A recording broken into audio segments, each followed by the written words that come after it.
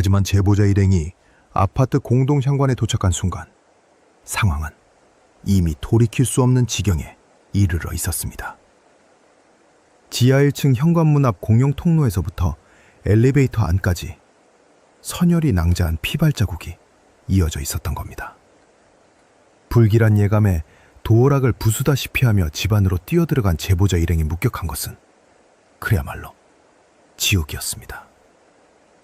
집안 전체가 피바다였고 거실에는 친구 A씨가 쓰러져 있었습니다.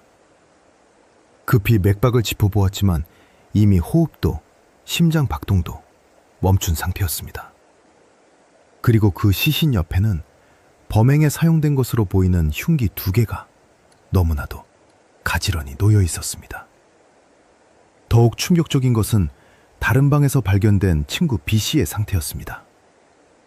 B씨는 온몸에 피멍이 들고 입술이 위아래로 찢어졌으며 심지어 얼굴과 쇄골, 허벅지 등 온몸 여기저기를 가해자에게 이빨로 뜯겨 살점이 파여나간 처참한 상태로 방치되어 있었습니다. 제보자 일행이 정신을 못 차리고 울부짖는 그 순간 현관문이 열리며 가해자가 들어왔습니다. 실오라기 하나 걸치지 않은 알몸 상태로 온몸에 피를 뒤집어 쓴 채였습니다. 여기서 잠깐만요. 저는 이 사건의 초동대처와 제보자의 증언을 보면서 형사로서 도저히 이해되지 않는 몇 가지 기이한 포인트들을 발견했습니다. 과연 이게 상식적으로 설명이 되는 상황입니까? 첫 번째 의문은 가해자가 범행 직후 보여준 기괴한 행동들입니다. 사람이 사람을 흉기로 수십 차례 찌르고 다른 친구를 짐승처럼 물어뜯는 잔혹한 범행을 저질렀습니다. 그런데 그 피바다가 된 거실 한복판에 흉기 2개가 가지런히 놓여 있었다고 합니다. 보통 격분해서 범죄를 저지른 범죄자들은 흉기를 현장에 내던지거나 은닉하기 위해 숨기 바쁩니다. 그런데 마치 전시하듯 흉기를 정돈해 두었다는 것, 그리고 그 직후 옷을 모두 벗어던진 알몸 상태로 밖을 돌아다니다가 다시 들어왔다는 것. 이게 정말 우연입니까? 술에 취해 필름이 끊긴 인간의 단순한 광기라고 보기에는 그 행동의 패턴이 너무나도 부자연스럽습니다. 인사 플러스 오늘의 주제 소개. 안녕하십니까 여러분. 오늘 하루도 잘 보내셨습니까? 전직 형사로서 수많은 범죄 현장을 누비며 수만 가지 인간의 본성을 목격해왔던 제가 오늘도 여러분과 함께 우리 사회의 어두운 단면을 파헤쳐보고자 이 자리에 섰습니다. 솔직히 말씀드리겠습니다. 오늘 다룰 사건은 제가 형사 시절 마주했던 그 어떤 끔찍한 현장들과 비교해도 인간이 어디까지 잔혹해질 수 있는가에 대해 깊은 환멸을 느끼게 만드는 사건입니다. 친한 친구들끼리 모여 술을 마시던 평범한 아파트.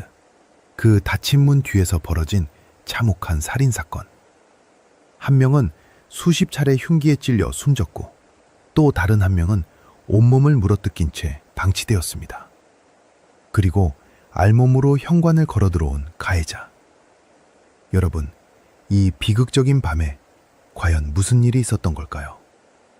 오늘 한 사건을 함께 살펴보고 그 속에 숨겨진 의문점들과 사실관계를 차근차근 파헤쳐보려고 합니다. 자, 그럼 본론으로 들어가 보겠습니다.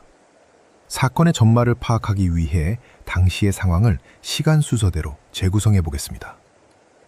사건이 발생한 그날 밤, 가해자의 아파트에는 가해자를 포함해 친구 A씨와 B씨, 이렇게 세 사람이 함께 술을 마시고 있었습니다. 평범한 술자리처럼 시작되었지만 어느 순간부터 집안의 분위기는 험악해지기 시작했습니다.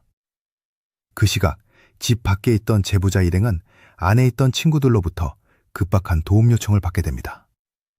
불안한 마음에 제보자 일행은 곧바로 가해자의 아파트로 출발했고 이동하는 차 안에서 안에 있는 친구들에게 끊임없이 전화를 시도했습니다. 그러던 중 우연히 통화가 연결되었습니다. 수화기 너머로 들려오는 소리는 단순히 술에 취해 고성방가를 지르는 수준이 아니었습니다. 무언가 깨지고 부서지는 소리, 그리고 상황이 점점 심각하고 과격해지는 분위기가 고스란히 흘러나왔습니다. 제보자는 이 상황이 심상치 않음을 직감하고 다음 날 가해자가 술에서 깨면 보여주고 사과를 받게 하겠다는 생각으로 통화 내용을 녹음하기 시작했습니다. 친구들 사이의 일인데 경찰에 신고하면 일이 더 커질까봐 직접 가서 말리겠다는 생각이었던 거죠. 두 번째로 주목해야 할 부분은 가해자가 제보자 일행과 맞닥뜨렸을 때 뱉은 첫 마디입니다. 친구가 피를 흘리며 죽어 있고 제보자들이 소리를 지르며 울고 있는 상황에서 가해자는 미안하다거나 당황하는 기색이 전혀 없었습니다. 오히려 제보자에게 명품 시계와 현금 2천만 원을 우리 어머니에게 전달해달라는 지극히 현실적이고 계산적인 요구를 했습니다.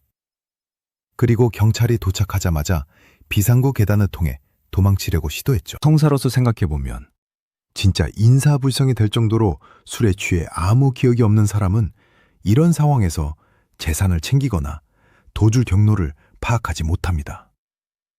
자신의 범행 결과와 앞으로 닥칠 사법적 처벌을 명확히 인지하고 있었기 때문에 어머니에게 뒷수습을 부탁하며 도망치려 했던 것입니다.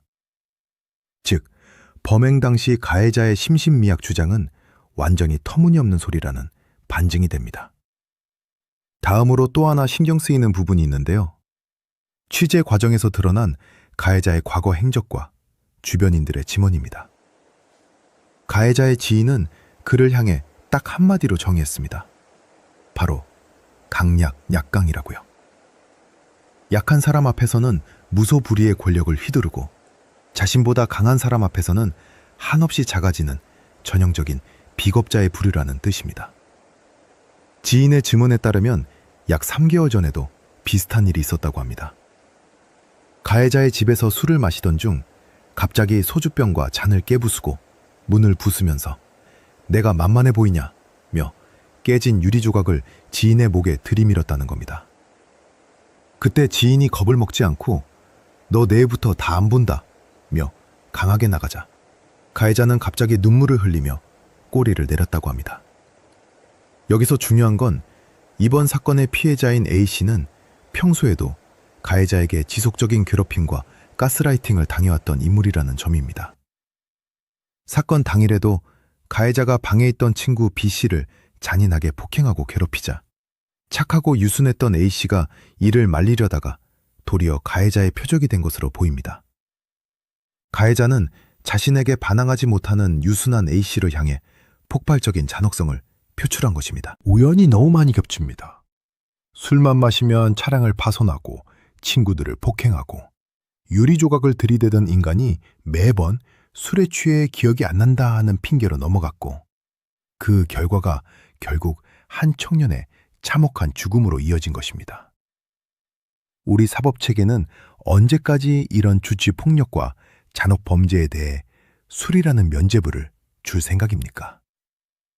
오늘 우리가 살펴본 이 사건은 단순한 친구 사이의 술자리 시비가 아닙니다.